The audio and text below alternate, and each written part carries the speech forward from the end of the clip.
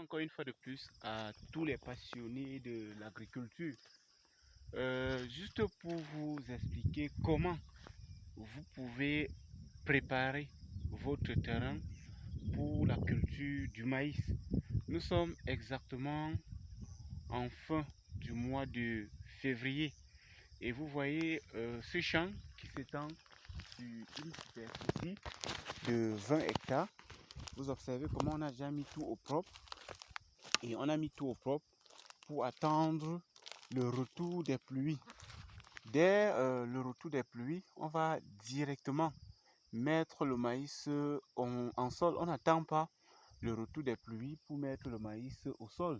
Déjà, quand le sol est propre, tel que vous voyez là, ce qui reste, c'est d'essayer de voir comment entasser certains bois qui peuvent empêcher la circulation, et on attend juste le retour des pluies et on met le maïs.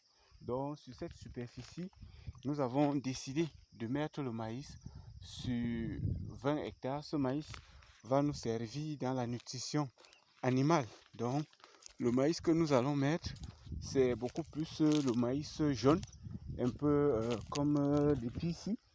Donc nous avons souvent l'habitude de mettre le maïs jaune. Donc nous mettons ce maïs jaune sur cette superficie pour nourrir les animaux. Et les animaux que nous aurons à nourrir, nous aurons les porcs, nous aurons les poulets de chair bien sûr, y compris les pondeuses. Donc une fois que le champ est propre, la seule chose, nous attendons le retour des pluies. Donc si vous voyez les précédents culturels, c'était toujours le maïs. Nous avons l'habitude de cultiver le maïs sur cette superficie pour nourrir nos bêtes. Donc vous voyez, c'est la superficie qui s'étend jusqu'en bas là. Et encore de ce côté, vous voyez la superficie déjà tout propre. Donc nous avons déjà payé la main d'œuvre. Et juste pour vous dire, ces tiges de maïs fertilisent également le sol. On ne peut pas mettre le feu, donc tous ces tiges vont pourrir. Donc après le semis, il y a également d'autres phases à suivre pour que le champ soit propre, très propre.